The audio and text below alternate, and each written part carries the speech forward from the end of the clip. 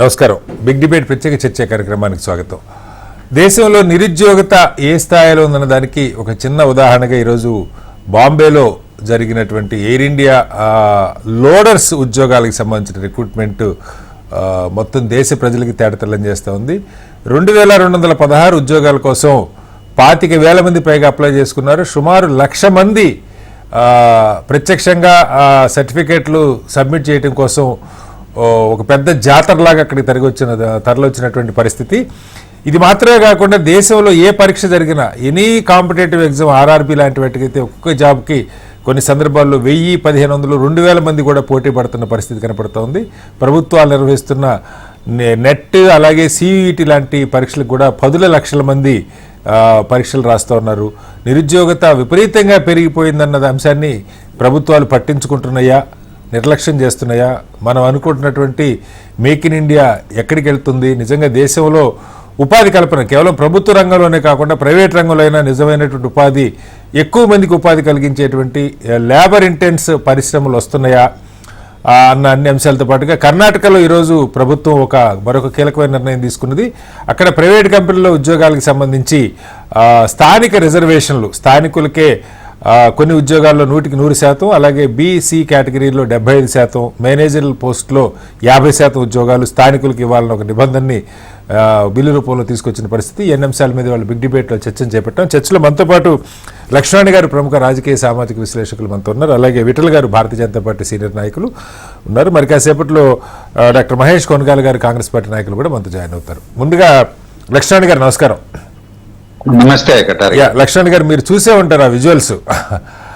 అసలు అదేదో మన కోటప్పకొండ తిరణాలలాగా ఒక 2000 పోస్టులు, కొంతమంది అసలు 600 అంటారు. నిజంగా పోస్టులు ఏంటన్నది రూఢిగా తెలియదు. కానీ లోడర్ ఉద్యోగాలు, విమానాల్లో పాసింజర్స్ యొక్క లగేజీ బ్యాగులు, ఈ కార్గో, వీటిని లోడింగ్ అన్లోడింగ్ చేసే ఉద్యోగాలు, అంటే రైల్వే స్టేషన్లో పోర్టర్ ఉద్యోగాలు లాంటివి. వాటికి 20,000, 25,000 జీతం వస్తుంది. కొంచెం ఓవర్ టైం చేస్తే 25,000-30,000 దాకా రావచ్చు అంటూ ఉన్నారు. ఈ ఉద్యోగాల కోసం సర్టిఫికేట్స్తో పాటు ఎడ్యుకేషన్ క్వాలిఫికేషన్తో పాటు శారీరక దృఢత్వం కూడా ఉండాలి. సో ఫిజికల్ టెస్ట్లు మరి వాళ్ళు అక్కడ కండక్ట్ చేస్తారో ఏంటో తెలియదు. కానీ అసలు దగ్గర ఒక 1,00,000 మంది వచ్చారని ఒక అంచనా. మీరు ఏ పరీక్ష చూసినా అలాగే ఉంటుంది లక్ష్మణ్ గారు. అంటే అసలు ఏంటి, దేశంలో ప్రభుత్వాలు అంగీకరించే పరిస్థితులు లేవు, నిరుద్యోగం పెరిగిపోతుంది. అంటే ప్రైవేట్ రంగంలో కంఫర్ట్ ఉద్యోగం ఉంటే ప్రభుత్వ ఉద్యోగాల కోసం ఒక ఉద్యోగానికి 1000 మంది పోటీ పడే పరిస్థితి ఉండదు. బట్ ఏం జరుగుతుంది? చదువుకున్న వాళ్ళ సంఖ్య పెరుగుతూ ఉంది, పట్టాలు వస్తున్న వాళ్ళు పెరుగుతూ ఉన్నారు, ఉద్యోగాల సంఖ్య తగ్గుతుందని విమర్శలు వస్తూ ఉన్నాయి. ఏం చెప్తారు? కటారి గారు, చాలా హృదయ విదారకమైనటువంటి దృశ్యం అది. కేవలం నెలకు 20,000 నుంచి 25,000 రూపాయలు మాత్రమే, అది కూడా అసంఘటిత ఉపాధి, లగేజీ ట్రాన్స్ఫర్ చేసేటువంటి లోడర్స్ ఉద్యోగాలు. దానికోసం ఎగబడి 10,000 సంఖ్యలో వెళ్ళడం, అక్కడ అన్ఫార్చునేట్ గా ఏమీ జరగలేదు. ఎవరు ఆ తోపులాట్లో మరణించడం కానీ గాయపడడం కానీ ఇటువంటి జరగలేదని చెప్తున్నారు. ఆ మేరకు సంతోషమే. కానీ నిరుద్యోగ యువత ఎంత క్లిష్టమైనటువంటి పరిస్థితులను, దుర్భరమైనటువంటి పరిస్థితులను వారి యొక్క జీవనోపాధి కోసం ఇవాళ ప్రయత్నం చేస్తున్నారో ఆ దృశ్యం మనకు స్పష్టం చేస్తుంది. భారతదేశంలో యువత సంఖ్య బాగా పెరిగింది అనేటువంటిది మనది ప్రపంచ దేశాల్లో అనేక దేశాలతో, చైనాతో కూడా పోల్చుకుంటూ ఉంటారు. ఇప్పుడు అక్కడ ఏజ్ అనేటువంటిది మనకు అడ్వాంటేజ్ గా ఉన్నది, మన దేశ ఆర్థికాభివృద్ధికి దోహదపడుతుంది అని. ఎప్పుడు దోహదపడుతుంది? యువతకి ఉపాధి కల్పించినప్పుడు, ఉద్యోగ వసతులు కల్పించినప్పుడు, వాళ్ళ కొనుగోలు శక్తి పెంచినప్పుడు, జీవనోపాధి పెరిగినప్పుడే కదా, జీవన ప్రమాణాలు పెరిగినప్పుడే కదా దేశ ఆర్థిక వ్యవస్థ, మానవాభివృద్ధి జరుగుతుంది. కానీ నిరుద్యోగ సమస్య రోజు రోజుకు పెరిగిపోతుంటే సంఘటిత రంగంలో, అది ప్రభుత్వ రంగం కానీ ప్రైవేట్ రంగం కానీ, వాళ్ళ ఉపాధి కల్పన అనేది తగ్గిపోయింది. ప్రభుత్వ రంగంలో రైల్వేస్ లో తీసుకోండి, 2.5 లక్షల ఉద్యోగాల ఖాళీ అని చెప్తారు. కానీ ఎప్పుడూ ఉద్యోగాలు భర్తీ చేయడానికి నోటిఫికేషన్స్ రావు. అలాగే ప్రభుత్వ రంగం ప్రైవేటీకరణ విధానాలను అమలు చేస్తూ పెట్టుబడుల ఉపసంహరణ ప్రక్రియను వేగవంతం చేస్తూ అక్కడ భర్తీలు చేయడంలా, తగ్గించేటువంటి పని భారం పెంచుతున్నారు తప్ప ఖాళీలను భర్తీ చేయడం లేదు. ప్రైవేట్ రంగంలో చూద్దామా, సంఘటిత రంగంలో ఐటీ సెక్టార్, సర్వీస్ సెక్టార్ మినహాయించి ఇంకెక్కడా కూడా లేదు.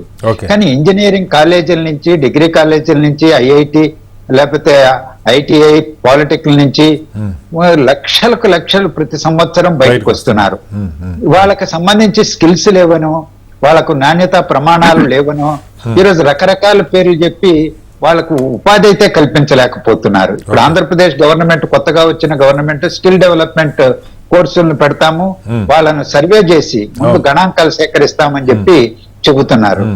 ఇలాంటి అనేక సమస్యలు, ఏది కారణాలు ఏం చెప్పినా ఉపాధి కల్పించడం అనేది, విద్యా వ్యవస్థలోనే మార్పులు తీసుకురావాలి, నాణ్యమైనటువంటి విద్యను అందించాలి.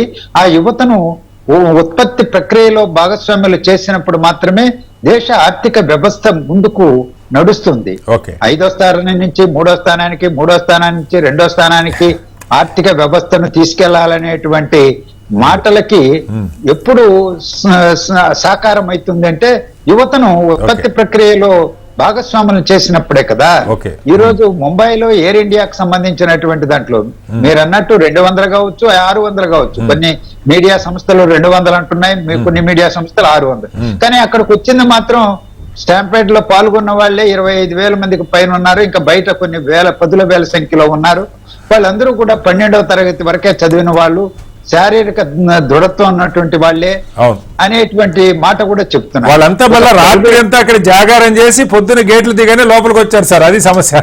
అవును, నిద్రాహారాలు మారి, మంచినీళ్ళు కూడా లేకుండా, ఆహారం లేకుండా ఆడ పడిగాపులు కాసి ఈరోజు 20,000 25,000 ఉపాధి కోసం, దాని ఉద్యోగం అనడానికి కూడా లేదు. ప్రైవేట్ ఎయిర్లైన్స్ లోడర్స్ కింద తీసుకునే బరువులు మోసేటువంటి వాళ్ళు, ఇప్పుడు రైల్వే స్టేషన్ లో మీరు అన్నట్టు కూలికి వచ్చేటువంటి పోర్టర్ లాంటి వాళ్ళే ఎయిర్పోర్ట్లలో పోర్టర్ల కింద లెక్క. మరి వాళ్ళ జీవన ప్రమాణాలు ఈ రోజు పెరిగిన ధరవరల మధ్య 20,000కి ఏమి ముంబై లాంటి ఏ విధంగా జీవించగలడు? ఏ స్లమ్స్ లోనూ బతకాలి. అలాంటి ఉపాధికి కూడా ఇంత ఆరాటపడే పరిస్థితి వచ్చింది, పోరాటం చేయాల్సిన పరిస్థితి వచ్చింది, ప్రాణాలకు తెగించి వెళ్ళారు అని అంటే ఇక నిరుద్యోగ సమస్య ఎంత భయంకరంగా భారతదేశంలో ఉన్నదో మనకు బోధపడుతుంది. Okay, right. మళ్ళీ వస్తాను సార్ మీ దగ్గర. మనతో డాక్టర్ మహేష్ కొనగాల గారు కూడా జాయిన్ అయ్యారు. మహేష్ గారు నమస్కారం. మహేష్ గారు, మీరు చూసుంటారు, ఇది ఒకటేనే కాదు, నిన్న బాంబేలో జరిగిందేమో ఈ లోడర్ ఉద్యోగాలకి 100 ఉద్యోగాలకి దాదాపు 1,00,000 మంది వెళ్ళారు అన్నది ఒక ఇది. ఈవెన్ మనం హైదరాబాద్లో ఇప్పుడు బోయినపల్లి ఇలాంటి చోట చూస్తే ఎప్పుడన్నా మిలిటరీలో జవాన్ ఉద్యోగాల కంటే సికింద్రాబాద్ దిగి నేను అటే వస్తాను, తెల్లవారుజామున 3ంటికి బయట రోడ్ల మీద పడుకొని ఉంటారు. అంటే వాళ్ళు గేటు తీయగానే లోపలికి పోవటం కోసం. ఇక railway recruitment board, staff selection commission ఇట్లాంటి వాటిలో ఉద్యోగానికి కొన్ని సందర్భాల్లో 1,000-2,000 మంది పోటీ పడ్డ సందర్భాలు కూడా మనం చూస్తూ ఉన్నాం. అంటే ఏంటి, ఒక పక్క చదువుకున్న వాళ్ళు పెరుగుతున్నారు, ఉపాధి అవకాశాల కోసం వెతుకులాడుతున్న వాళ్ళు పెరుగుతున్నారు, ప్రైవేట్ రంగంలో, ఉత్పాదక రంగంలో ఏమి ఉద్యోగాలు వస్తున్నాయో మనకు తెలియదు. కానీ ప్రభుత్వం ఏదన్నా ఒక పిలిపిస్తే ఒక ఉద్యోగాలని ఈ రకంగా ఎగబడుతున్న పరిస్థితి, ఏ స్థాయిలో అన్ఎంప్లాయ్మెంట్ ఉంది, దీన్ని బట్టి మీకు ఏమర్థం అవుతుంది? కటారి గారు, అంటే ఈ దేశంలో ఉన్న అతి ముఖ్యమైన సున్నితమైన సమస్యల్లో నిరుద్యోగం అనేది ఒక ప్రధానమైనటువంటి సమస్య. అన్ఫార్చునేట్లీ మీరు గత 10 సంవత్సరాలుగా ఈ దేశాన్ని పరిపాలిస్తున్నటువంటి మోదీ గారికి ఈ దేశంలో ఉన్నటువంటి నిరుద్యోగుల యొక్క బాగోగులు, వాళ్ళ సంక్షేమం అవనివ్వండి, వాళ్ళకు ఉద్యోగ అవకాశాలు అవనివ్వండి, ఈ పెంపొందించే ఆలోచన నిజానికి చేయకపోవడం అనేది నిజంగా కూడా బాధాకరమైనటువంటి అంశం. ఇది ఒక్కరోజుతో ఇప్పుడు మనం ముంబైలో జరిగిన ఇన్సిడెంట్ చూసో, లేదంటే మీరు చెప్పిన కొన్ని రిక్రూట్మెంట్ బోర్డుల దగ్గర పడిగాపులు కాసేవాళ్ళు కాదు, అసలు అక్కడి దాకా రాని వాళ్ళు ఇంకెంతమంది ఉంటారు.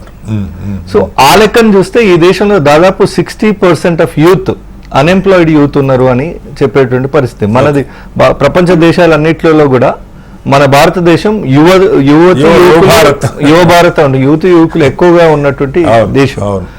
ఆ ఉన్న యువతి యువకుల్లో అదే మనకు వెన్నుముక్క అంటున్నాం. అంటే రేపు పొద్దున భవిష్యత్తుకు బాటలు వేసేదానికి ఈ ఏజ్ గ్రూపే చాలా కీలకం అనుకున్న క్రమంలో వాళ్ళే జీవితాన్ని నెట్టుకు రావడానికి ఈ రకంగా 20,000 ఉద్యోగానికి మూలిగిన జీవితాలతోని పోరాడే ఉద్యోగం అని తెలిసి కూడా లక్షల్లో వస్తున్నారంటే అది నథింగ్ బట్ హమాలీ పని అన్నట్టు, అంతే కదా. రైల్వే స్టేషన్ లో హమాలీ చేసుకో. సో అట్లా కేంద్రంలో ఉన్నటువంటి ఈ 10 సంవత్సరాలుగా ఉన్న మోదీ సర్కార్ యువతకు తగిన ఉపాధి అవకాశాలు ఇవ్వడంలో పూర్తిగా విఫలమైంది. కాబట్టి ఈ దేశము ఈ రకమైనటువంటి సమస్యలకు నెట్టబడింది. దానికి ఈ రోజు కూడా పరిష్కారం చూపాలన్న ఆలోచన కేంద్ర ప్రభుత్వం నుంచి ఉంది అని నేను అనుకోను.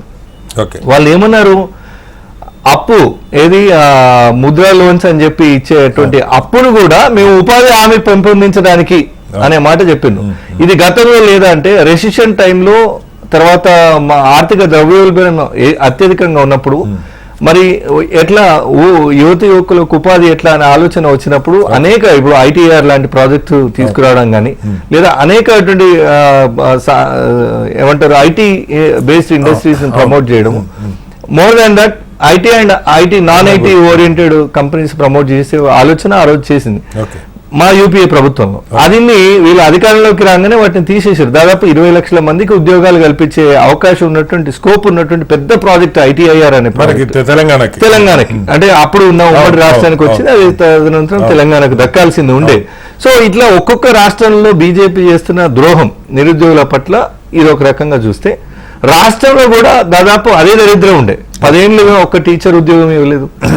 నేను ఏమన్నా ఉద్యోగం కంటే ముందు మాట్లాడాలంటే కట్టారి గారు యాక్చువల్లీ చదువుకునేదే అంటే చదువు ఏదో నైపుణ్యాన్ని పెంపొందిస్తుంది, మన భవిష్యత్తుకు బాటలు వేస్తుంది అనే కంటే పలానా ఉద్యోగం చేయాలంటే ఈ చదువు చదవాలనేది అంటే ఇది జాబ్ డ్రివెన్ ఎడ్యుకేషన్ సిస్టమ్ లో ఉన్నాం మనం బేసిక్, అంతే కదండి.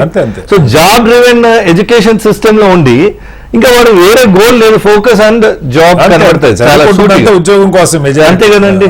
సో అట్లాంటప్పుడు చదువుకొని బయటకు వస్తున్న గ్రాడ్యుయేట్ కి ఉద్యోగ అవకాశాలు లేదా ప్రత్యామ్నాయ ఉపాధి మార్గాలు ఆల్టర్నేటివ్ ఎంప్లాయ్మెంట్ ఆపర్చునిటీస్ క్రియేట్ చేయడంలో ఒక 10 సంవత్సరాలు ఒక ప్రభుత్వం ఫెయిల్ అయిందంటే ఒక తరాన్ని కిల్ చేసిన వాళ్ళు అవుతారు. ఇప్పుడు దీని బద్నాం ఎవరు మోయాలి అంటే దీనికి బాధ్యత ఎవరు వహించాలి? కానీ మోడీ గారి నుంచి కానీ విద్యాశాఖ మంత్రి కానీ ఉపాధి స్కిల్ డెవలప్మెంట్ కార్పొరేషన్ దానికి సంబంధించినటువంటి ఆ మంత్రిత్వ శాఖ నుంచి కానీ ఏ రోజు కూడా ఇట్లాంటి ప్రయత్నం జరగలేదు. Very sad part of India ఏంటంటే 10 ఏళ్లుగా నిరుద్యోగులు అట్లా గాలికి వదిలేయబడ్డారు. పైపెచ్చు వాళ్ళ ఆత్మగౌరవాన్ని తగ్గిస్తూ వాళ్ళ మొరల్ మీద దెబ్బతీసేటట్టుగా పకోడీలు వేసుకొని అది కూడా ఉద్యోగం అని చెప్పింది ఎవరు మన గౌరవ హోంశాఖ మంత్రులు పార్లమెంట్ సాక్షిగా చెప్పింది, బయట కూడా కాదు, అమిత్ షా గారు పకోడీలు వేసుకోమని. ఈ తెలంగాణ రాష్ట్రంలో కూడా ఒక మాజీ వ్యవసాయ శాఖ మంత్రి గారు ఉండేది నిరంజన్ రెడ్డి గారు, హమాలీ పని కూడా ఇది నిరుద్యోగం అంటే దాదాపు ఆ రోజులే వస్తున్నాయి. మరి ఇప్పుడు మనం బొంబాయిలో జరిగింది కూడా కేసీఆర్ హయాంలో ఇన్ని మార్కెట్లు తెలిసినాం. ఇక్కడ గ్రాడ్యుయేట్స్ అందరు కూడా హమాలీ పని చేస్తున్నారు. ఇప్పుడు మీరు పోనండి, మన వరంగల్ మిర్చి మార్కెట్ ఉంది, వరంగల్ మిర్చి మార్కెట్ మీరు పోయి ఎవరినన్నా అడగండి, మినిమం గ్రాడ్యుయేషన్ క్వాలిఫికేషన్ ఉంటుంది. అనేక ఫ్యాక్టరీలు వచ్చినాయి, వాటిలో హమాలీ పనులకు గ్రాడ్యుయేట్స్ పోటీ పడుతుంది. హోంగార్డ్ అంత దాకా వద్దండి, హోంగార్డ్ ఉద్యోగాన్ని హోంగార్డ్ ఉద్యోగానికి పిహెచ్డి చేసిన వాళ్ళు, పీజీలు చేసిన వాళ్ళు, డిగ్రీ చేసిన వాళ్ళే ఎక్కువ. దానికి మినిమం క్వాలిఫికేషన్ ఎంత 10th ఇంటర్మీడియట్ ఉంటుంది. సో ఈ రకంగా మన నిరుద్యోగం పెరిగిపోతుంది. దానికి పరిష్కారం చూపే ఆలోచన కేంద్రంలో ఉన్నటువంటి ప్రభుత్వం దగ్గర లేదు. అయితే ఈ సమస్య అర్థం చేసుకున్న తర్వాతనే మేము ఎలక్షన్స్ ముందు కొన్ని హామీ ఇచ్చిన తర్వాత మేము వచ్చిన 30,000 ఉద్యోగాలకు వాళ్ళకి అపాయింట్మెంట్స్ ఇచ్చినాం. తర్వాత ఈ రోజు ఫ్రెష్ గా 11,000కు డిఎస్సి కండక్ట్ చేస్తున్నాం, గ్రూప్ 1 కండక్ట్ చేస్తున్నాం, గ్రూప్ 2 కండక్ట్ చేస్తున్నాం. It is a continuous process మా పరిధిలో ఉన్నంత వరకు. కటర్ గారు నేను చెప్పాలనుకునే తెలంగాణ సమాజం కూడా అర్థం చేసుకోమని కోరుతున్నది ఇది ఏంటంటే ఈ అడ్రస్ చేయటం కోసమే ఎంతో కొంత 11,000 ఉద్యోగాలంటే నాట్ జస్ట్ 11,000 మంది అండి, వాళ్ళ ఫ్యామిలీస్ వాళ్ళని రోల్ మోడల్ గా తీసుకొని ఇప్పుడు ఊళ్ళలో ఒక టీచర్ పోస్ట్ కొడితే 10 మంది తెల్లారి నుంచి టీచర్ ప్రిపరేషన్ స్టార్ట్ చేస్తారు. ఊళ్ళలో ఒక కానిస్టేబుల్ ఒక ఎస్ఐ పోస్ట్ కొడితే ఆ మండలంలో చాలా మంది ఇన్స్పైర్ అయ్యి యూత్ దాన్ని బట్టి ప్రిపరేషన్ స్టార్ట్ చేస్తారు. అంటే ఎంతో మంది జీవితాల్లో మార్పు తెచ్చే దిశగా ఈ రోజు ప్రజాపాలన రేవంత్ రెడ్డి గారు పరిస్థితి చూసుకుంటున్నాను.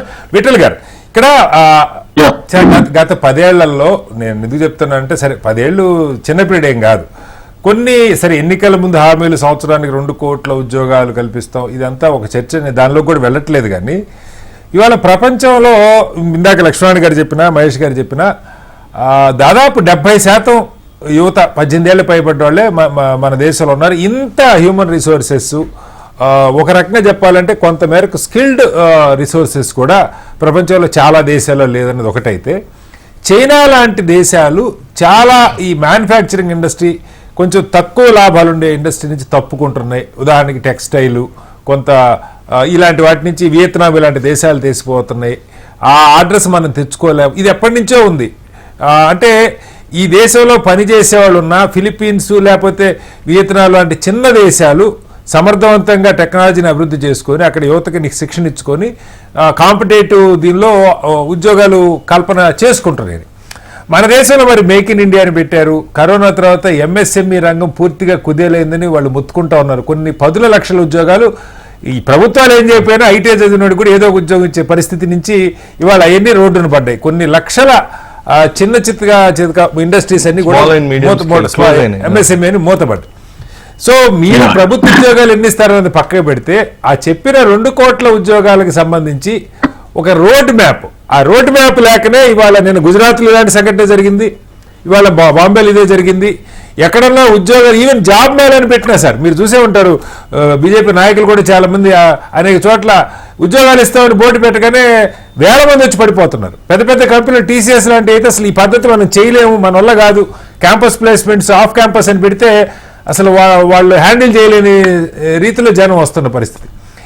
దీన్ని ఎలా ఓవర్కమ్ చేస్తారు? మీరేమో దీన్ని రికగ్నైజ్ చేయడానికి కూడా సిద్ధంగా లేరు. విట్ల గారు మొన్న ఎన్నికల్లో, పార్లమెంట్ ఎన్నికల్లో చాలా పెద్ద ఇష్యూగా ప్రతిపక్షం దీన్ని అంశంగా తీసుకొచ్చినా దాన్ని రికగ్నైజ్ చేయలేదు. సరే, దాని పర్యవసానం ఇవాళ మీకు ఎన్నికల్లో సరైన మ్యాండేట్ కూడా రాని పరిస్థితి. ఏం చెప్తారు సార్? ముందుగా మీకు సార్ అక్కడ ఉన్నటువంటి మహేష్ గారికి, లక్ష్మీనారాయణకి, వీక్షకులు గుడ్ ఈవినింగ్ తెలియజేస్తూ, ఇది నిజంగా ఒక చాలా సీరియస్ సమస్య సార్. దేశవ్యాప్తంగా ఉంది, ప్రపంచవ్యాప్తంగా. భారతదేశం అయితే ఇప్పుడు highest population in the world. Definite గా హైయెస్ట్ పాపులేషన్ అనగానే మనకు 50% ఆఫ్ యంగ్ పాపులేషన్ ఉన్నటువంటి కంట్రీ మన దేశంలో ఉంది. సరే, మన విద్యా విధానికి 1947లో లోపాలు జరిగినా మరి వొకేషనల్ ఎడ్యుకేషన్ ఎందుకు ప్రమోట్ చేయలేదు, తదనంతరం ఎందుకు చేయలేదు మనం చర్చించుకోవచ్చు. ఈ రోజు వరకు కూడా universities and as well as engineering కాలేజీలు పెడతాం కానీ మళ్ళీ బయటకు వచ్చిన తర్వాత స్కిల్ డెవలప్మెంట్ కి ప్రభుత్వమే స్కిల్ డెవలప్మెంట్ కోసం మళ్ళీ separate centres, skill development university పెట్టాలని. ఆల్రెడీ ఇంజనీరింగ్ కాలేజ్ అంటేనే స్కిల్ యూనివర్సిటీ, స్కిల్ కాలేజ్. అక్కడ ఇంజనీరింగ్ కాలేజ్ స్కిల్ లేదు కాబట్టి బయటకు వచ్చినాక మళ్ళీ స్కిల్ డెవలప్మెంట్ గురించి మాట్లాడుతున్నాం. సరే, ఇప్పుడు ఇంతకుముందు మహేష్ గారు చెప్పింది నేను విన్నా. సరే, ఇప్పుడు కాంగ్రెస్ ప్రభుత్వం రాష్ట్రంలో 2 లక్షల ఖాళీలు, 50 లక్షల మంది నిరుద్యోగులు, 2 లక్షల ఖాళీలు సంవత్సరంలోగా నింపుతామని వాళ్ళు హామీ ఇచ్చి ఇవాళ మొన్న ఈ మధ్య కాలంలో నిరుద్యోగులు ఎట్లా అర్ధరాత్రి కూడా ధర్నాలు చేస్తున్నటువంటి సందర్భం.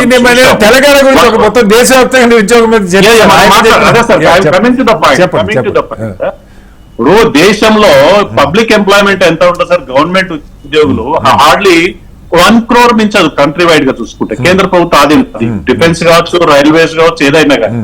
రాష్ట్రాల విషయానికి వస్తే కూడా 4-5 లక్షలే. సో మొత్తం దాదాపు 50 కోట్ల మంది, 60 కోట్ల మంది యూత్, యంగ్ జనరేషన్ కి ప్రభుత్వ ఉద్యోగులు అనేది ప్రపంచంలో అసాధ్యమైన పని. అది ఇంపాసిబుల్, జస్ట్ ఇంపాసిబుల్. సరే, వేకెన్సీస్ ఎప్పటికప్పుడు ఫిల్అప్ చేస్తూ ఆ వేకెన్సీస్ గవర్నమెంట్ సెక్టర్ లో రాని వాళ్ళు ప్రైవేట్ సెక్టర్, సెల్ఫ్ ఎంప్లాయ్మెంట్ చూసుకునే అవకాశం ఉంటది. సో గవర్నమెంట్ సెక్టర్ లో గత 5 సంవత్సరాల నుంచి ఆల్మోస్ట్ కరోనా టైంలో కొంత డిస్టర్బెన్స్ వచ్చినప్పటికీ కూడా దాదాపు 6 లక్షల మందికి ఈ మధ్య కాలంలో central government recruitment process complete చేసింది.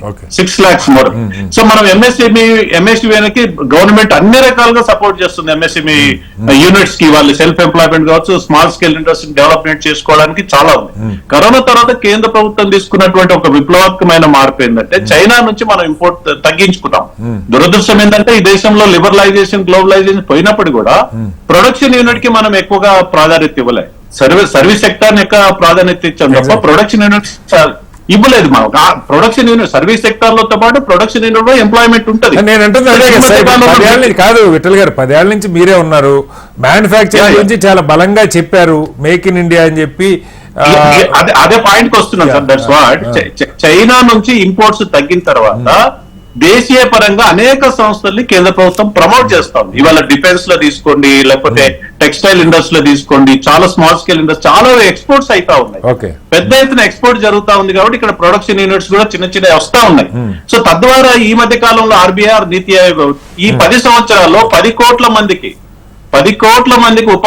ఉపాధి కల్పించగలిగినాము.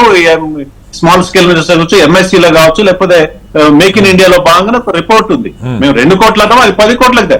10 కోట్లు సరిపోదు కదా, 60 కోట్ల మంది 70 కోట్ల మంది జనాభా ఉన్నప్పుడు public government of India state joint గా public employment, private employment, self employment అనే ఎంప్లాయ్మెంట్ పాలసీని క్రియేట్ చేసుకోవాలి. పబ్లిక్ ఎంప్లాయ్మెంట్ ఎంతవరకు ఇవ్వగలుగుతాము, ప్రైవేట్ ఎంప్లాయ్మెంట్ ఎంతవరకు మనం ఎంప్లాయ్మెంట్ ప్రమోట్ చేయగలుగుతాము, ఎన్ని ఇండస్ట్రీస్ మనం కొత్తగా తీసుకురాగలుగుతాము, ప్రైవేట్ సెక్టర్ కి ఎట్లా ప్రమోట్ చేయగలుగుతాం, ఇన్ఫ్రాస్ట్రక్చర్ ఎట్లా ఇవ్వగలుగుతాం, ట్యాక్స్ పాలసీస్ ఎట్లా ఉండాలి, ట్యాక్స్ హాలిడేస్ ఎట్లా ఉండాలి, at the same time self employment. ఈ 3 రంగాల్లో భారత ప్రభుత్వం, బీజేపీ ప్రభుత్వం ఫోకస్ పెడుతుంది. పబ్లిక్ ఎంప్లాయ్మెంట్ లో ప్రైవేట్ ఎంప్లాయ్మెంట్ లో ఎంప్లాయ్మెంట్ అవకాశాలు పొందుపరుస్తూనే సెల్ఫ్ ఎంప్లాయ్మెంట్ కింద ఇది జరిగితే లోన్స్ కావచ్చు, ఒకానొక దశలో రకరకాల లోన్స్ ని ప్రైవేట్ రంగంలో కూడా సెల్ఫ్ ఎంప్లాయ్మెంట్ లోన్స్ ఇవ్వడం జరుగుతుంది. 100% ఎంప్లాయ్మెంట్ ఇవ్వడం అనేది రీచ్ కాకపోవచ్చు. Okay, right. 39% పైగా అన్ఎంప్లాయ్మెంట్. గత 50 ఏళ్లలో ఎప్పుడూ లేనంత నిరుద్యోగం దేశంలో పెరిగిపోయిందని ప్రతిపక్షాలు, మీడియా గొంతెత్తి రొదబెడుతున్నా ఇది ప్రతిపక్షాల కుట్ర, ఈ భాష మాట్లాడారు తప్పితే ఎప్పుడు ప్రాబ్లమ్ని, ఇప్పుడు సమస్యను ఐడెంటిఫై చేస్తే పరిష్కారం ఆలోచించవచ్చు. విట్ల గారు అసలు సమస్యను గుర్తించడానికే సిద్ధంగా లేరు అన్నది విమర్శ. దాని మీద మళ్ళీ మీరు ఆన్సర్ చేయారు. లక్ష్మణ్ గారు ప్రధానంగా చాలా, ఇప్పుడు యాక్చువల్గా వాళ్ళ ఎంఎస్ఎంఈ రంగానికి సంబంధించిన వాళ్ళు కూడా ట్రై చేశారు, నాకు అందుబాటులోకి రాలేదు. కానీ చాలా కాలం నుంచి వాళ్ళు చెప్తున్నది ఆ లోన్స్ రీషెడ్యూల్ కానీ, లేకపోతే వాళ్ళకి కావాల్సిన ఇన్సెంటివ్స్ కానీ, ఇవన్నీ కూడా జిఎస్టీ వచ్చాక చాలా గందరగోళంలో పడిపోయాం. ప్లస్ ఒక రకమైన ప్రోత్సాహకరమైన వాతావరణం లేదు అన్నది వాళ్ళు చెప్తున్నమాట. కరోనా తర్వాత నుంచి కూడా ఆ రంగం ప్రధానంగా కొన్ని లక్షల మందికి ఉద్యోగాలు, 10 లక్షల మంది కల్పించే అవకాశం. అంటే ఇది కేంద్ర ప్రభుత్వ పాలసీస్లో వైఫల్యమా, మార్కెట్ని అంచనా వేయటంలో, బయట ప్రపంచంలో ఏం జరుగుతుంది? మనం ఇప్పుడు ఉదాహరణకి హైదరాబాదు, లక్ష్మణ్ గారు మీకు తెలుసు, ఒకప్పుడు ఈ బల్క్ డ్రగ్ ఇండస్ట్రీలో దేశంలోనే నెంబర్ 1గా ఉండేది. ఇవాళ అవి కూడా చాలా వరకు ఫార్మా ఎంత పేరున్నా యాన్సిలరీస్ మూతపడిపోతున్నాయి చాలా చోట్ల. ఏంటంటే అసలు సరే ప్రభుత్వ ఉద్యోగాలు ఉన్నది ఒక అంశం అయితే, ప్రైవేట్ రంగంలో కాస్త ఆర్డర్స్ పెరగడానికి, ఆపర్చునిటీస్ పెరగడానికి ఏం జరగాలి? కటారి గారు, వ్యవసాయ రంగం తర్వాత ఉపాధిని కల్పించేటువంటి అతిపెద్ద రంగం ఈ సూక్ష్మ, చిన్న, మధ్యతరగతి పరిశ్రమల రంగం. వాళ్ళకి కరోనా దెబ్బపడింది, జిఎస్టి దెబ్బపడింది, బ్యాంకులు రుణాలు ఇచ్చినటువంటి వాళ్ళు కంతులు కట్టలేదనేటువంటి పేరిట వాళ్ళను వేధించడం జరిగింది. రుణ సౌకర్యాలు లేకుండా వెళ్ళిపోయినాయి, మార్కెటింగ్ సదుపాయాలు కూడా సన్నగిల్లిపోయినాయి. అన్ని రకాల పేట దెబ్బలు పడడంతో ఆ రంగమే కుదేలేకపోయింది. దానికి ఒక ప్రత్యేకమైనటువంటి ప్రణాళిక కేంద్ర ప్రభుత్వమే, రాష్ట్ర ప్రభుత్వాల దగ్గర ఉండేటువంటి వనరులు చాలా పరిమితం. ఎందుకంటే ఇప్పుడు ఉదాహరణకు ఆంధ్రప్రదేశ్ తీసుకోండి, అప్పుల ఊబిలో కొరిగిపోయినటువంటి ఆంధ్రప్రదేశ్ ఎన్ని రాయితీలు ఆ రంగానికి ఇవ్వగలదు, వ్యవసాయానికి ఇవ్వగలదు, లేకపోతే ఇంకొకరికి ఇవ్వగలదు. వాళ్ళ ప్రయారిటీస్ వేరుగా ఉంటాయి.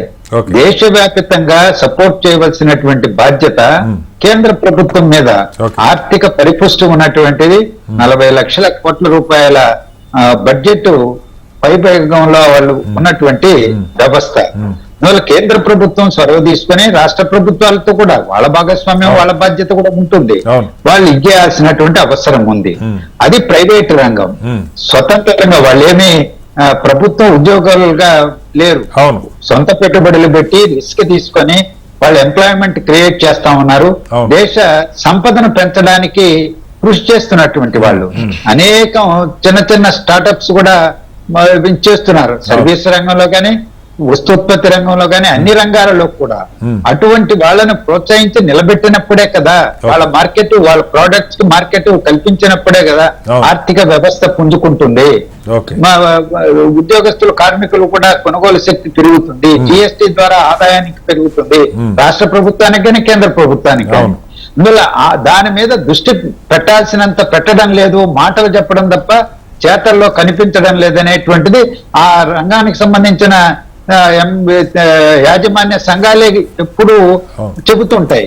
అలాగే గ్రామీణ ఉపాధి హామీ చట్టం ఈ రోజు దానికి నిధుల కేటాయింపే దిగదుడుపుగా తయారైపోయింది.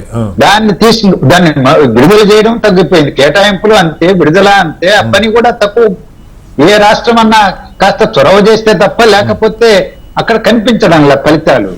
ఈ రోజు అర్బన్ ఏరియాస్ లో కూడా అదే తరహాలో అర్బన్ ఎంప్లాయ్మెంట్ స్కీమ్ ను అమలు చేస్తామనేటువంటి హామీలు కూడా ఇస్తుంటారు, కానీ అర్బన్ ఏరియాస్ లో అమలు చేయడం లేదు.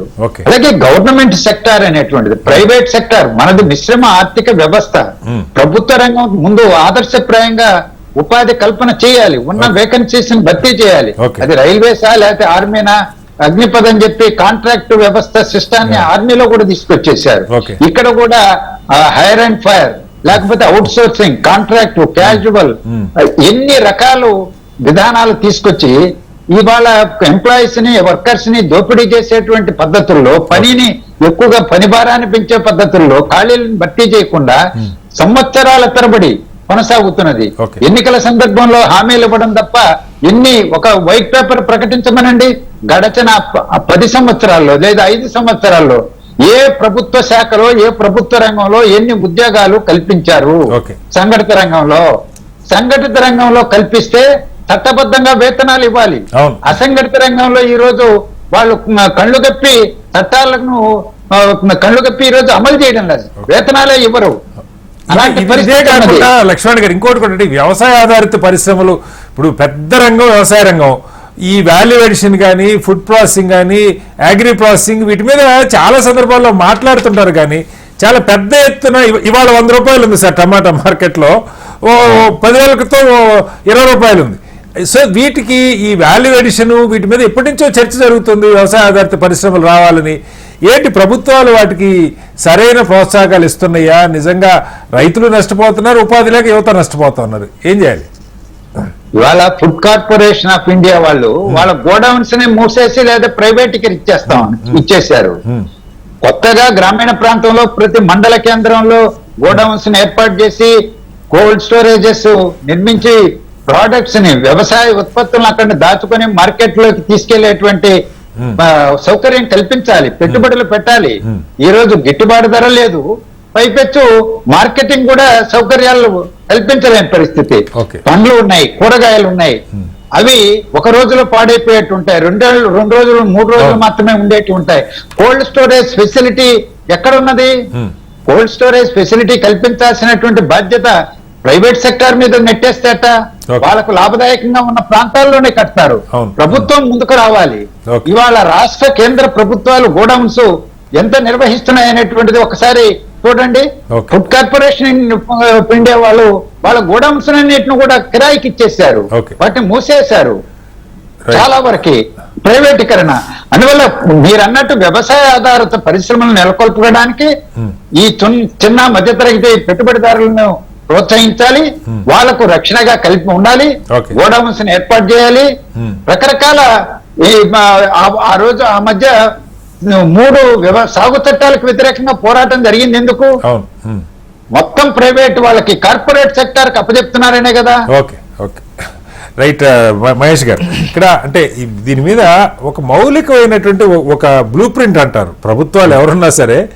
ఇదిగో మనకి ఇక్కడ ఇంజనీరింగ్ చదువుకున్న వాళ్ళు ఎంతమంది ఉన్నారు, వ్యవసాయ రంగంలో యువకులు ఎంతమంది ఉన్నారు, లేకపోతే ఐటీఐ, ఇప్పుడు తెలంగాణలో మొన్న మధ్య ఒక ఇనిషియేటివ్ చూశాను, ఐటీఐస్ ని ఇంటిగ్రేటెడ్, ఇట్లా ఒక ఆలోచన చేస్తే ఎక్కడైనా పరిష్కారాలు, అసలు అలాంటి ఒక స్పష్టమైన ఆలోచన ఉందా? నేను అదే అంటున్నాను. ఇప్పుడు it's a 2-way approach to address this issue. అంటే నిరుద్యోగం అనే సమస్యను రూపుమార్పడానికి ఒకటి ప్రభుత్వ ఉద్యోగాలు, 2 ప్రైవేట్ రంగంలో నైపుణ్యత డెవలప్ చేసి ప్రైవేట్ రంగంలో ఎంప్లాయ్మెంట్ ఆపర్చునిటీస్ పెంపొందించడం, ఈ రెండు అప్రోచెస్ ఉండాలి. అంటే రైట్ హ్యాండ్ లెఫ్ట్ హ్యాండ్ రెండు మూవ్ అవుతుంటేనే మనకి ఇది ఈజీ అవుతుంది, బ్యాలెన్స్ అవుతుంది. అన్ని గవర్నమెంట్ ఉద్యోగాలు ఏ ప్రభుత్వం ఇవ్వలేదనే మాట వాస్తవం. కానీ మరి ఈ విషయం తెలియదా ఇప్పుడు బీజేపీ పెద్దలకి? ఇందాక వారు విఠల్ గారు మాట్లాడుతూ వాళ్ళు సంవత్సరానికి 2 కోట్ల ఉద్యోగాలు ఇస్తామని చెప్పినప్పుడు ఈ విషయం తెలియదా? తెలుసు కదా. ఇప్పుడు ఆ 10 ఏళ్లలో 20 కోట్ల ఉద్యోగాలు ఏవి అని అడుగుతున్నారు. ఈ 10.5 సంవత్సరాలు అంటే 20 కోట్ల 50 లక్షల ఉద్యోగాలు వాళ్ళు క్రియేట్ చేసి ఉండాలి. అప్పిచ్చి మేము వాళ్ళకి ఉద్యోగం ఇచ్చిన మంచి ముద్రలో ఉంది. నేను అందుకే స్టార్టింగ్ రెఫర్ చేశాను. అది నువ్వు ఇచ్చింది అప్పు, వాడు తిరిగి కట్టాల్సిందే. దానికి మళ్ళీ ఇంట్రెస్ట్ మాత్రం ఉండదు. అది పావలా వడ్డీ స్కీమ్ మనం ఎన్నేళ్ల కింద చూసినాం ఈ తెలుగు రాష్ట్రంలో. వైఎస్ గారి హయాంలో పావలా వడ్డీ స్కీమ్ తీసుకొచ్చి సెల్ఫ్ హెల్ప్ గ్రూప్స్ ని స్ట్రెంథెన్ చేసి మనం ఉపాధి మార్గాలు క్రియేట్ చేసినామా చేయలేదా? ఇలా ఇంత పెద్ద ఎత్తున వరి కొనుగోలు కేంద్రాలు ఇవన్నీ నడిపిస్తున్నది వాళ్ళే. సో అట్లాంటి మేము ఎప్పుడో ఇనిషియేట్ చేసినాం. అదనంగా మీరు ఇందాక కోట్ చేసింది ఐటీఐ అనేది ఒక ఓల్డ్ స్ట్రక్చర్స్ అయిపోయినాయి అంటే అనుకున్నారు. దాన్ని ఇప్పుడు ఒక ఇంటిగ్రేటెడ్ స్కిల్ డెవలప్మెంట్ సెంటర్స్ కింద వాటిని ఒక 60 పైలట్ ప్రాజెక్ట్ కింద ఈ రాష్ట్ర ప్రభుత్వం చేస్తుంది. ఇక్కడే గచ్చిబౌలిలో కూడా ఒకటి కొత్తగా నిర్మాణం జరుగుతుంది. 2 టాటా వాళ్ళ కొలాబరేషన్ తో, టాటా కంపెనీ వాళ్ళ కొలాబరేషన్ తో 2000 కోట్ల పెట్టుబడులతో ఈ రాష్ట్రంలో స్కిల్ డెవలప్మెంట్ యూనివర్సిటీ బిల్డ్ చేస్తున్నాం. తర్వాత ఈ కొత్తగా అందిపుచ్చుకునే అవకాశాలు ఆల్రెడీ కొన్ని మూస పద్ధతులకు వెళ్ళిపోయినాయి. ఏఐ ఈజ్ పికింగ్ అప్ అంటే ఆర్టిఫిషియల్ ఇంటెలిజెన్స్ ఇప్పుడు అత్యాధునికంగా అదే వస్తుంది. అది ఇంకా మన దేశంలో పూర్తిగా యాక్టివేట్ కాలేదు. దానికి ఒక హబ్ లాగా తెలంగాణని మార్చాలని మా పరిశ్రమల శాఖ మంత్రి శ్రీధర్ బాబు గారు, రాష్ట్ర ముఖ్యమంత్రి రేవంత్ రెడ్డి గారు ఇద్దరు కూడా దాని మీద ఒక ఫోకస్డ్, దానికి సెపరేట్ ఒక సెజ్ లాగా ఒక జోన్ క్రియేట్ చేయాలి, ఏఐ జోన్ క్రియేట్ చేయాలి. అంటే మేము ఎంత విజన్ తో పనిచేస్తున్నాము.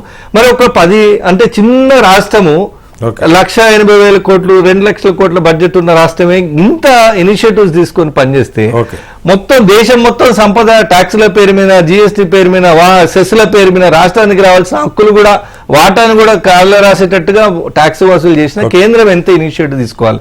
లక్ష్మీనారాయణ గారు చెప్పిన అగ్నిపథ్ ఒకటి ఇన్ని రోజులు ఇప్పుడు నార్త్ పార్ట్ ఆఫ్ మనకి ఇంకో కొంచెం తక్కువ, కొంచెం చాలా తక్కువ మిలిటరీ పంజాబ్, హర్యానా, ఉత్తరప్రదేశ్ రాష్ట్రాల్లో ఇంటికి 2 ఉంటారు, ఒక్కడైతే మినిమం. అసలు అట్లాంటి ఒక మిలిటరీ ఒక ఉద్యోగ అవకాశమే కదా. ఇందాక చెప్పినట్టు ఊర్లో ఒక ఎస్ఐ అయితే అందరూ దానికి ఇన్స్పైర్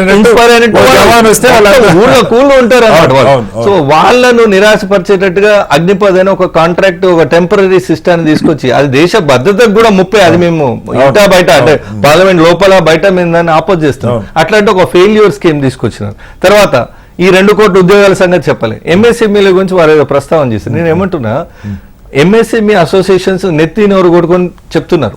రాహుల్ గాంధీ గారు ఎలక్షన్స్ ముందు, పార్లమెంట్ ఎలక్షన్స్ కు 6 నెలల ముందు చెన్నై వెళ్తే అక్కడ కొంతమంది ఎంఎస్ఎంఈ వాళ్ళతో ఒక సమావేశం జరిగింది. దాంట్లో వాళ్ళు చెప్పడం ఏంటంటే కరోనా తర్వాత దాదాపు 8 లక్షల ఎంఎస్ఎంఈలు క్లోజ్ అయిపోయినాయి అని. అంటే వాటికి ఉపాధి, అంటే వాటికి రీజియన్లో 5-10 మంది కనీసం 10 మంది పనిచేస్తారు. వాడు పెట్టిన అయినా కూడా ఏదో కోటేశ్వర ఎంఎస్ఎంఈ ఎందుకు పెడతాడు? అదని అమ్మాని ఎంఎస్సీ పెట్టాడు కదా. ఏదో ఫ్రెండ్స్ దగ్గరనో ఇంట్లోనో మంచో చెడో అన్ని జమ చేసుకొని 10 లక్షలు 20 లక్షలతోనే ఒక ఎంఎస్ఎంఈ స్టార్ట్ చేస్తాడు. వాడు బతకమే కాకుండా 10 కుటుంబాలను బతికిస్తున్నాడు. అట్లాంటి కంపెనీని 8 లక్షలు క్లోజ్ అయినాయంటే ఎంతమంది రోడ్డు మీద పడి ఉంటారు కటారి గారు? వీటి బాధ్యత మోడీ గారికి లేదా? కరోనా పేరుతో స్పెషల్ సెస్సులు వసూలు చేసేగలిగి ఈయన కార్పొరేట్ కంపెనీలకు 70,000 కోట్లు మాఫీ 12 లక్షల కోట్లు మాఫీ చేయగలే మోడీ గారు ఎంఎస్ఎంఈలకు హెల్ప్ చేయడానికి ఎందుకు ఆయనకు చేయరాలేదు? అంటే నిరుద్యోగం గానీ ఈ దేశంలో ఎంఎస్ఎంఈలను ప్రమోట్ చేయాలన్న ఆలోచన గానీ ప్రత్యామ్నాయ ఉపాధి మార్గాల మీద ఉన్న మిలిటరీ లాంటి మేజర్ ఉపాధి మార్గాన్ని తొలగించినారు. ఈ ప్రత్యామ్నాయ మార్గాలను కూడా గంగా పాలు చేసినారు. తర్వాత మేక్ ఇన్ ఇండియా అని వారు ఒకటి మాట చెప్పారు. అది మేడ్ ఇన్ ఇండియా కావాలి యాక్చువల్లీ. అంటే ఇక్కడే ముడి సరుకులు తెచ్చుకొని ఇక్కడే పరిశ్రమలు ఎస్టాబ్లిష్ చేస్తే దానిలో లేబర్ అవసరం పడుతుంది.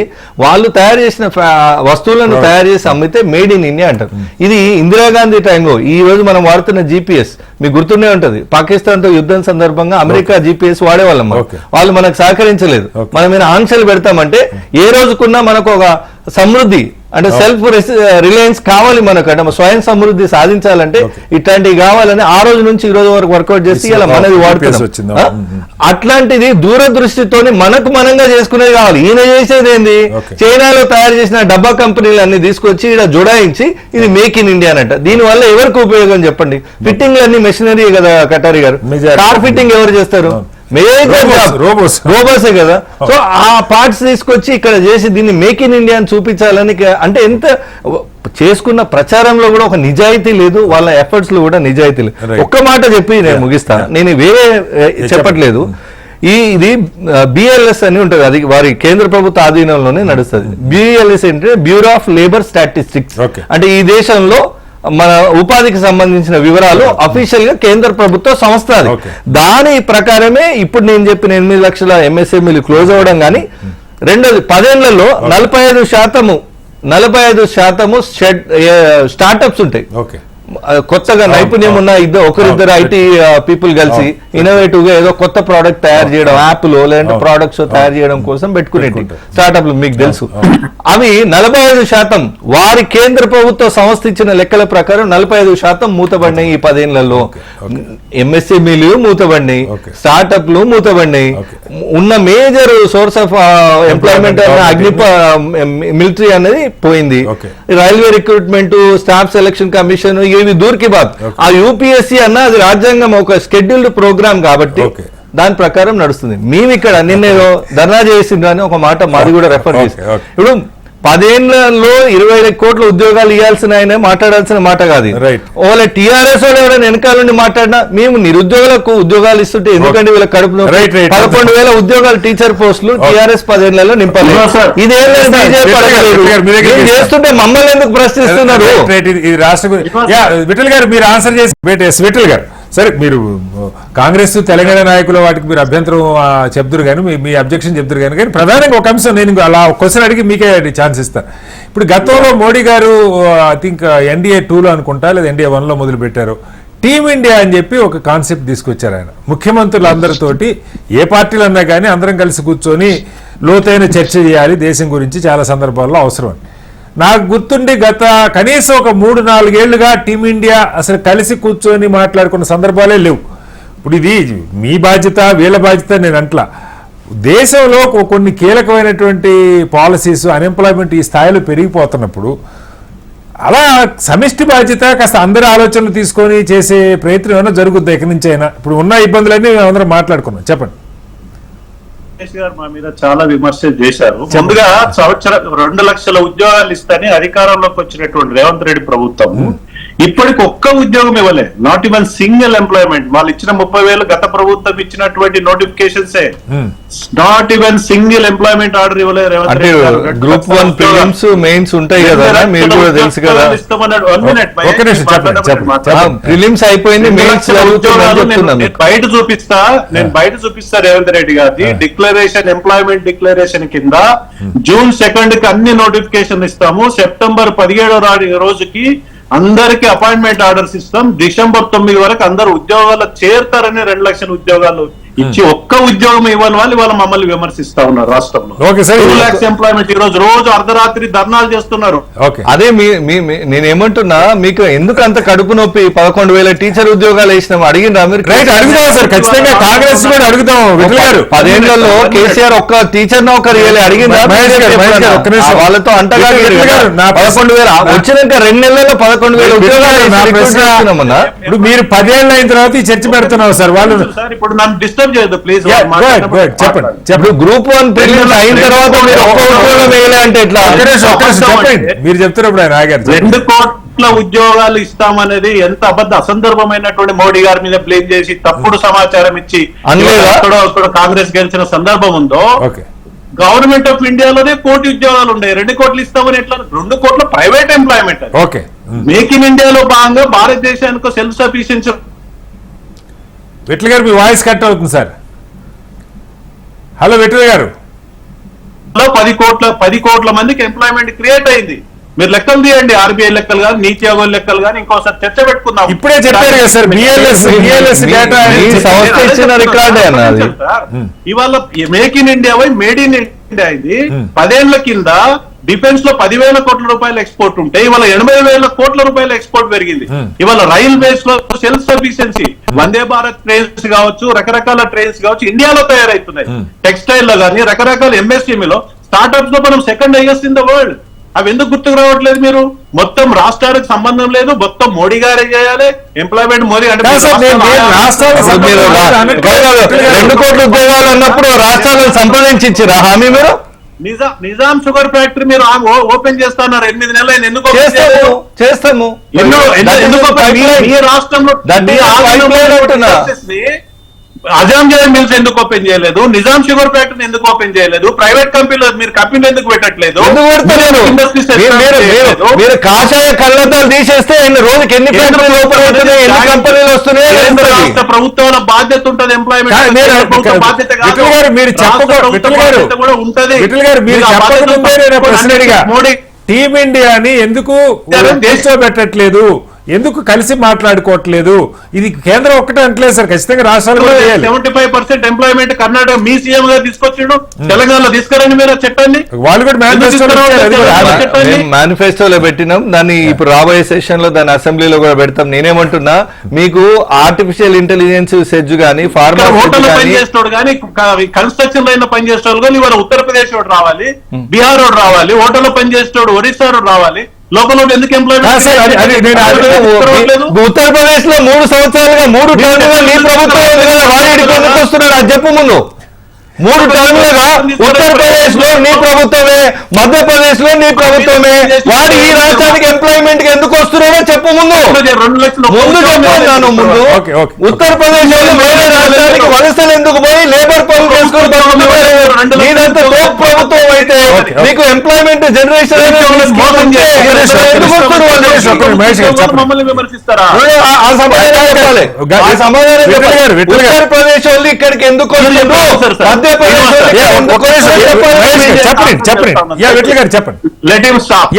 చెప్పండి విట్ల గారు, మీ వాయిస్ కట్ అవుతుంది, సిగ్నల్ ప్రాబ్లం ఉంటుంది, చెప్పండి, ఆన్సర్ చేయండి విట్ల గారు. ఏర్పడతాయి. గత 10 ఏళ్ల నుంచి కేసీఆర్ గారు ఆ సమావేశానికి హాజరు కాలేదు. అన్ని రాష్ట్రాల ముఖ్యమంత్రులు వస్తారు. విట్ల గారు, మీ సిగ్నల్ ప్రాబ్లం ఉంది విట్ల గారు. లక్ష్మణ్ గారు, జిఎస్టీ నష్టమైందని ఎక్కడ చెప్పారు సార్? ఇది ఎంఎస్ఎం ఆయన BLS data, bureau of labour statistics data ఆయన మీ ముందు పెట్టారు. 8 లక్షల ఎంఎస్ఎంఈలు. విఠల్ గారు, మళ్ళీ మీ దగ్గరికి ఇస్తాను, మీరు రిపీట్ సిగ్నల్. ఒకటి విఠల్ గారు మళ్ళీ కనెక్ట్ అయినా వారొక సమాధానం అయితే చెప్పాలి. ఎంత ఈజీగా మా మీద బట్ట కలిసి మీదేస్తాము ఆయన అంటే, సరే ఎవరైనా జూనియర్స్ ఉన్నప్పుడు ఈ ఆటలు నడుస్తాయేమో కానీ నా ముంగట అయితే నడవవు. నేను స్పష్టంగా అడుగుతున్నా, మధ్యప్రదేశ్ లో వాళ్ళదే గవర్నమెంట్, 3 టర్ములు 4 టర్ములు వాళ్ళదే గవర్నమెంట్. ఉత్తరప్రదేశ్ లో యోగి గారిదే గవర్నమెంట్. అక్కడ ఎంప్లాయ్మెంట్ వీళ్ళు క్రియేట్ చేసి మాకు పాఠాలు చెప్పేంత ఇది వీళ్ళకుంటే వాడు ఇక్కడ ఎందుకు వచ్చి పనిచేస్తుండో చెప్పమనండి ముందు. సరే, అది ఓకే, దానికి సమాధానం చెప్పమని. మీరు ఇందాక ఒక మాట్లాడారు అగ్రి ప్రాసెసింగ్ గురించి. మీరు అన్నారు agri processing industry is beautiful industry. మేము అందుకే ఏమంటున్నాము, అన్నదాతల ఆత్మగౌరవం నిలబడాలని కదా ఇలా ఎంత కష్టమైనా ఓర్చుకొని ఇంత ఆర్థిక ఇబ్బందులు ఉన్నా కూడా రుణమాఫీ చేస్తున్నాం. అయితే అదానీ గారు, మీరు ఉత్తరప్రదేశ్ మొత్తం చూడండి, రైతుల నల్ల చట్టాలు ఏవైతే తెచ్చిండ్రో కాంటాక్ట్ ఫార్మింగ్ అనే వ్యవస్థను, అంటే ఒక రకంగా ఒకప్పుడు బ్రిటిష్ వాడు ఎట్లయితే మన పంటను వాడు నిర్ణయించిన రేటు కొనుక్కొని పోయి అక్కడ లూటీ చేసుకపోయింది కదా భారతదేశాన్ని, ఈస్ట్ ఇండియా కంపెనీ వాడు చేస్తే ఇప్పుడు వెస్ట్ ఇండియా కంపెనీకి సంబంధించిన అమిత్ షా మోడీ ఈ దేశాన్ని దోద్దాము అదానితో కలిపని ఒక్కటే మాట, అగ్రి ప్రాసెసింగ్ ఇండస్ట్రీ మొత్తాన్ని యూపీలో మోరించి నల్ల చట్టాలు తెచ్చి వాళ్ళకు వాళ్ళ కాళ్ళకు మడుగులు తినాలి వీళ్ళు. రేవంత్ రెడ్డి గారు చట్టపక్షాలు వేసుకొని తిరుగుతారు అదాని గారితో. విఠల్ గారు, సోనియా గాంధీ కంపెనీ తోటి ఎవరు 12,000 కోట్ల ఇన్వెస్ట్మెంట్ తెలంగాణ కోసం మీకు మీ బీజేపీ శాఖ ప్రకటించాలి తెలంగాణకి ఇన్వెస్ట్మెంట్స్ వద్దా? అదాని కానీ ఎవరైనా కానీ వారి నుంచి 1,200 12,000 కోట్ల ఇన్వెస్ట్మెంట్ తెలంగాణకు వస్తుంది. మీరు దాన్ని వ్యతిరేకంగా ఒక్క నిమిషం మహేష్ గారు. తెలంగాణ బీజేపీ తెలంగాణకు ఈ రేవంత్ రెడ్డి గారి నాయకత్వంలో ఇన్వెస్ట్మెంట్స్ తెస్తే మీరు వ్యతిరేకిస్తున్నారా? వారిని చెప్పండి. మీరు యువతకు అవకాశాలు వద్దా? మహేష్ గారు, మహేష్ గారు ఒక్కసారి ఇక్కడ ఎక్చేకర్కు కాంట్రిబ్యూషన్ వద్దా? మహేష్ గారు, మీరు దాన్ని వ్యతిరేకిస్తే సో స్పష్టం చేసి మీ పాయింట్ మాట్లాడండి. చెప్పారు, వారిని చెప్పండి. విఠల్ గారు రేవంత్ చెప్పండి. రెడ్డి గారు రోజు అదానితో మీటింగ్ చేసుకుంటే రోజు ఎక్కడ చేసిండ్రు? ఎందుకు ఈ మాటలు? విఠల్ గారు మీరు సీనియర్ లీడర్, మీరు మరీ ఇక కాషాయం పులుముకొని మాట్లాడుతున్నారు. ఒక్క నిమిషం, మహేష్ గారు. ఒకసారి మీరు ఆన్సర్ మమ్మల్ని చేయండి. మోదీ గారిని బ్లేమ్ చేసిన సందర్భంలో నేను 100% నేను మీకు డేటాబేస్ ఆధారంగా మిమ్మల్ని ప్రశ్నించిన మీ దగ్గర సమాధానం లేదు కాబట్టి రేవంత్ రెడ్డి గారు ఒక్క నిమిషం సార్, ఒక్క నిమిషం మహేష్ మీరు దానికి సమాధానం One చెప్పండి. second, వారిని చెప్పండి. నేను మీరు టైం చెప్తుంటే లేదు. మీరు వినట్లేదు కదా. యా, విఠల్ గారు ఇదిగో టీమిండియా గురించి ఇంతకుముందు మహేష్ గారు చెప్పింది ఉత్తరప్రదేశ్ లో మధ్యప్రదేశ్ లో ఎందుకు లోకల్ ఎంప్లాయ్మెంట్ లేదన్న దానికి ఆన్సర్ చేయబోతున్నారు. చెప్పండి. నేను అదే చెప్తున్నాను సార్. ముందు మీరు మీ failure మహేష్ గారు, ఇది కరెక్ట్ ఒక్క నిమిషం సార్, వినండి, నేను క్వశ్చన్ చెప్పిన వాళ్ళ failure ఒప్పుకొని చెప్పండి అంటున్నా. ప్లీజ్ లెట్ హిమ్ నేను క్వశ్చన్ చేసేదని మీరు ఆన్సర్ చేయరు. నాకు చెప్పండి. answer చేయండి. మీరు ఏ క్వశ్చన్ అడుగుతారో సమాధానం చెప్తారు. మహేష్ గారు ఒక్క నిమిషం వారిని మాట్లాడండి ప్లీజ్. 1 minute. Yeah, చెప్పండి. 1 minute. చెప్పండి. తెలంగాణకి మొత్తం దేశవ్యాప్తంగా మైగ్రేషన్ ఉంటది ఇక్కడ. అది అండర్ ఎంప్లాయ్మెంట్ కావచ్చు, అన్స్కిల్డ్ లేబర్ కావచ్చు, అందరు ఇక్కడికి వస్తారు. తెలంగాణలో అత్యంత అవసరం లోకల్ ఎంప్లాయ్మెంట్ చట్టం తీసుకురావడం. ఇప్పుడు సార్. బీహార్ లో లోకల్ ఎంప్లాయ్మెంట్ బీహార్ నుంచి ఇతర రాష్ట్రాలకు పోతారు, ఒరిస్సా నుంచి ఇతర రాష్ట్రాలకు పోతారు, ఉత్తరప్రదేశ్ నుంచి ఇతర రాష్ట్రాలకు వస్తారు, మధ్యప్రదేశ్, ఛత్తీస్గఢ్ నుంచి తెలంగాణకు అంటే అడిగా సార్ ఇందాక ఎక్కడ చట్టం మహేష్ గారు అడిగింది ఒక్క నిమిషం. మీ నోట్ల ద్వారా అడగండి, అప్పుడైనా సమాధానం వస్తుంది. విఠల్ గారు ఇక్కడ- తెలంగాణ వాళ్ళు బీహార్ ఎక్కడైనా పనిచేస్తున్నారా? విఠల్ గారు. సౌత్ ఇండియా నుంచి బీహార్ లో పోయి పనిచేస్తున్నారా? విఠల్ గారు. నాన్ లోకల్ ఎక్కడైతే సమస్య ఉంటుందో అక్కడ లోకల్ ఎంప్లాయ్మెంట్ చట్టం తీసుకురావాలి. మీరు నా క్వశ్చన్ ఆన్సర్ చెప్పండి. విఠల్ గారు ఈ ప్రశ్న ఒక తెలంగాణలో తీసుకురండి మీరు. అది మేము తెస్తాము. మా మేనిఫెస్టోలో ఉంది. మీకు మా మేనిఫెస్టో మాకు భగవద్గీత, ఖురాను, బైబిల్ మేము దాన్ని ఇంప్లిమెంట్ చేస్తాము. 2 లక్షల మీ సంగతి ఏందో చెప్పబట్టున్నా. మీ పరిపాలన ఉత్తరప్రదేశ్, మధ్యప్రదేశ్ నుంచి మా దగ్గరికి ఎందుకు వస్తున్నారు? రైట్. మీ failure కాదా అది? విఠల్ గారు ఇక్కడ మీరు వైఫల్యం చేసిన కాదా సార్, మీరు మీకు చేత కాదు అక్కడ పరిపాలన కాదు. మీరిద్దరు అరుచుకుంటే నా చర్చ నడవదు. విఠల్ గారు ఇక్కడ ఒక్క పాయింట్ ఆయన రిపీటెడ్ గా చెప్తుంది ఏంటంటే ఇప్పుడు దానికి మధ్యప్రదేశ్ ఉంది. I think this is the 4th time BJP rule చేయటం అక్కడ. శివరాజ్ సింగ్ చౌహాన్ గారు 3 టర్ములు వెనకబడి రాష్ట్రం కాదంట్లా. కానీ 4 టర్ములు అయిపోయిన తర్వాత కూడా ఇప్పుడు అస్సాం ఉంది. అస్సాంలో దాదాపు 2-3 టర్ముల నుంచి మీరే రూల్ చేస్తూ ఉన్నారు. ఇలా చాలా బీజేపీ రూల్ వెనకబడి రాష్ట్రాలు కాదని అనలేం. కానీ హైదరాబాద్కి వస్తున్నారు, ఇక్కడ ఉపాధి కోసం వస్తున్నారు అన్నది ఒకటైతే ఇక్కడ ఆ చట్టం గురించి నేను అదే చెప్పాను. ఇప్పుడు కర్ణాటకలో కాంగ్రెస్ ప్రభుత్వమే చేసింది 75% లోకల్స్ కానీ. తెలంగాణలో కూడా ఖచ్చితంగా చేయాలి, మనం అడుగుదాం. నేనంటుంది ఇప్పుడు దేశంలో సంగతి ఇది. అన్ఎంప్లాయ్మెంట్ తెలంగాణలో ఉంది, ఆంధ్రాలో దేశవ్యాప్తంగా ఉంది. ప్రధానంగా నా చర్చ పాలసీస్ మీద విఠల్ గారు. ఇవాళ జాతీయ స్థాయిలో మళ్ళా టీమిండియా లాంటిది ఏదైనా ఒక సమావేశం జరిగి ఎక్కడెక్కడ అవకాశాలు ఉన్నాయి, వేటిని మనం అందిపుచ్చుకోవాలి, ఏదైనా చర్చ జరుగుద్దా? సార్ మీరు చెప్పిందని నేను ఆన్సర్ చేస్తున్నాను సార్. ఎవ్రీ ఇయర్ ప్రతి సంవత్సరం కూడా టీమిండియా భాగంగా నీతి ఆయోగ భవన్లో ప్రతి రాష్ట్ర ముఖ్యమంత్రి, ప్రధానమంత్రి గారి అధ్యక్షతన చాలా సందర్భాల్లో సమావేశాలు జరుగుతాయి. ఆ సమావేశం ఎజెండాలో ఆయా రాష్ట్ర ముఖ్యమంత్రులు పెట్టాలి. మీరు అన్నట్టు ఇప్పుడు మధ్యప్రదేశ్ లో మేము గెలుస్తున్నామంటే ఎందుకు గెలుస్తున్నాం సార్? ఊరికేనే అక్కడ అసంతృప్తి మేము ఓడిపోతాం కదా. అక్కడ ఆ ప్రాంతానికి సంబంధించిన వనరులను బట్టి ఆ వెనుకబడి రాష్ట్రానికి సంబంధించి ప్రజలకు ఏం కావాలో అవి చేస్తా ఉన్నాం. సో అంత దేశవ్యాప్తంగా సమస్య మేము అక్కడ ఏమైనా చేయకపోతే ఓడిపోతాం కదా వరుసగా. అస్సాంలో కావచ్చు, మధ్యప్రదేశ్ లో కావచ్చు, గుజరాత్ లో కావచ్చు. ఎందుకు గెలుస్తున్నాం? మీరు గెలుస్తున్నారు, ప్రజలు వలస వస్తున్నారు. సమస్య అది. అక్కడ లోకల్ ఉన్న వనరులను బట్టి, అక్కడ ఉన్నటువంటి ఆదాయాన్ని బట్టి, అక్కడ ఉన్నటువంటి పరిస్థితులను బట్టి ఎంప్లాయ్మెంట్ ఇస్తున్నావా, పేదరికాన్ని నిర్మూలించడానికి కావాల్సిన అనేక సంక్షేమ పథకాలు అక్కడ ఉన్నాయి. ఆ పరిస్థితులు ఉన్నాయి. మనం ఇక్కడ చర్చించుకోలేము. ఈ రాష్ట్రానికి సంక్షేమ కార్యక్రమం. లక్ష్మణ్ గారు ఇక్కడ మళ్ళీ ఇస్తాను విఠల్ గారు. లక్ష్మణ్ గారు టీమిండియా మీటింగ్స్ ఇప్పుడు ఇందాక విఠల్ గారు చెప్తున్నారు ఎవ్రీ ఇయర్. నాకు గుర్తుండి ఈ మధ్యకాలంలో నేను ఇఫ్ ఐఎమ్ కరెక్ట్ జరుగుతున్నట్టు కానీ ఒక డీప్ డిస్కషన్ నీతి ఆయోగ్ సభ్యులతో కలిసి కానీ ఏదన్నా రాష్ట్రాలు ప్రపోజల్ పెట్టినా కాదు సార్, అసలు ఓవరాల్ గా ఒక లోతైన చర్చ ఏదైతే ఒక ఉద్దేశంతో మోడీ గారు చెప్పారో అది జరుగుతుందా? లక్ష్మణ్ గారు. కటారి గారు, నీతి ఆయోగ్ అనేది ఒక రికమెండేటరీ బాడీ మాత్రమే. నేషనల్ డెవలప్మెంట్ కౌన్సిల్ ఎఫెక్టివ్ గా ఫంక్షన్ చేయాల్సినటువంటి బాడీ.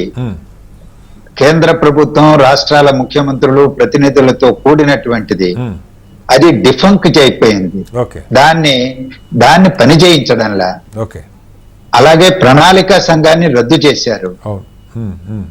ఈ రోజు నీతి ఆయోగ్ అనేటువంటి దాని మీద నెట్టేసి అది ఒక డెసిషన్ మేకింగ్ బాడీ కానే కాదు. ఓకే అనుభవం నిగ్గుదేల్చినటువంటిది కూడా ప్రజలందరికీ తెలుసు. సో ఒకటి.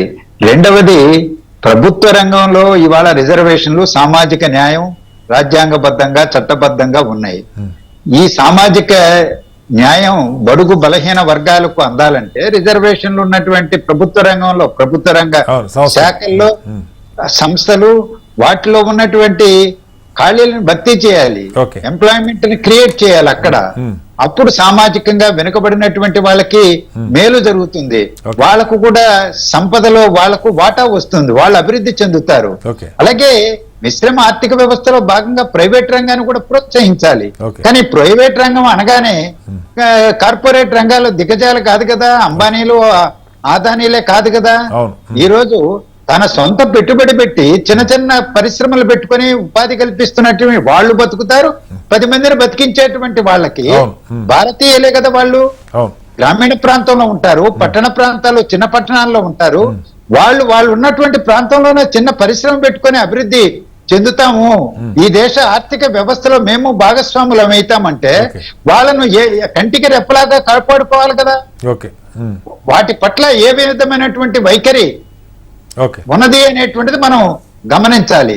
అలాగే ఇవాళ సంఘటిత రంగంలో ఉద్యోగాలు కల్పించకుండా కేవలం ప్రైవేట్ రంగంలో అసంఘటిత రంగానికి మాత్రమే వదిలిపెడితే వాళ్ళు ఇచ్చేటువంటి జీతభత్యాలు కానీ ద్రవ్యోల్బణానికి అనుగుణంగా పెరిగినటువంటి ధరల వరకు అనుగుణంగా ఉంటున్నదా? మరి జీవన ప్రమాణాలు ఏ విధంగా పెరుగుతాయి? పేదరికం ఏ విధంగా నిర్మూలించబడుతుంది? కొనుగోలు శక్తి ఏ విధంగా పెరుగుతుంది? జిఎస్టి ద్వారా ప్రభుత్వాలకు ఏ విధంగా ఆదాయం వస్తుంది? ఓవరాల్ గా ఇవన్నీ ఒక ఎకానమీలో అంతర్భాగంగా చూడాలి. నేషనల్ డెవలప్మెంట్ కౌన్సిల్ సమావేశం కాదు, ముందు చెప్పాలి. 10 సంవత్సరాలుగా డిఫంక్ అయిపోయింది. విఠల్ గారు ఆన్సర్ చేయండి ఒకసారి. దానికి సార్, ఇప్పుడు లక్ష్మీనారాయణ గారు చెప్పిన దానికి ప్రణాళిక సంఘాన్ని పక్కకు పెట్టి నీతి ఆయోగ్ అనేది మా భారతీయ జనతా పార్టీ ప్రభుత్వం కొత్త వరవడి తీసుకొచ్చింది. దాంట్లో అందరూ ప్రధానమంత్రి అధ్యక్షతనే నీతి ఆయోగ్ ముఖ్యమంత్రులు ప్రతి సంవత్సరం మాట్లాడుకుంటారు. నీతి ఆయోగ్ రికమెండేషన్ ద్వారా ఇవాళ బడ్జెట్ అలొకేషన్స్ ఉన్నాయి. ప్రణాళిక ప్లానింగ్ బోర్డుకి ఇంకొక పదవి నీతి ఆయోగం తీసుకురావడం జరిగింది. అందులో ఇంకా మోర్ ఇంక్లూజివ్ మెథడ్ లో దాంట్లో ఏమైనా లోపాలు ఉంటే వాళ్ళు డెఫినెట్ గా వాళ్ళు లేవనెత్తొచ్చు. నేను దాని గురించి వెళ్ళట్లేదు. ఇవాళ కార్పొరేట్ సెక్టార్, ఎంఎస్సీ సెక్టార్స్ ఇప్పుడు మనకు హైదరాబాదే తీసుకుంటాం సార్. హైదరాబాద్ లో ఎంఎస్ఎంఈ సెక్టార్స్ లేవా? పటన్ చెరువు కానీ,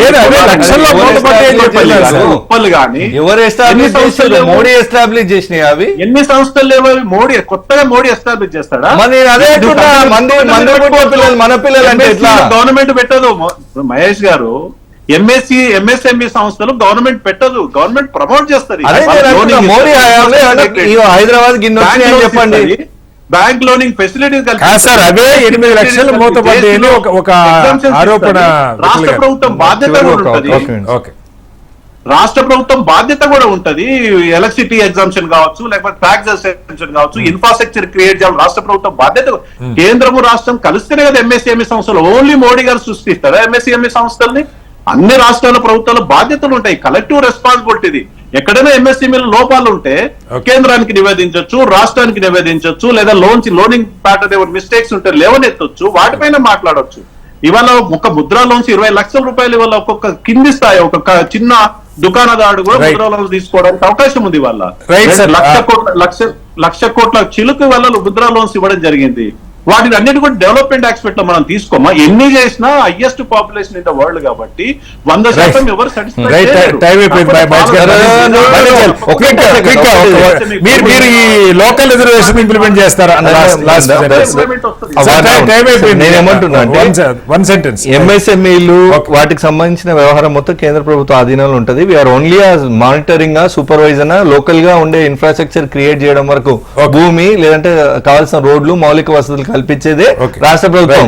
ఇన్వెస్ట్మెంట్ అంతా వాళ్ళదే బాధ్యత. కూరగాయలు అమ్ముకోవడానికి ఇచ్చిన ముద్ర లోన్లను కూడా ఎంప్లాయ్మెంట్ కింద చూపిస్తారు. నోవే డిఫరెంట్ ఫ్రమ్ పకోడీలు అమ్ముకోవడం. ఒక్క మాట నీతి ఆయోగ్ ఇచ్చిన వారు లక్ష్మీనారాయణ గారు చెప్పారు. నేను ఇంకొక యాంగిల్ కూడా చెప్తాను. ప్లానింగ్ కమిషన్ ఉన్నప్పుడు విధిగా నిధులు కేటాయించబడేవి, Right, అవి right. ఉపయోగించబడేవి. Right. నీతి ఆయోగ్ ఇచ్చే It's only recommendation value లేదు. అదొక మొత్తంగా నిరుపయోగమైన దేశవ్యాప్తంగా నిరుద్యోగత అయితే పెరిగిపోతుంది. దీనికి బాంబేలో జరిగినటువంటి సంఘటన ఉదాహరణ.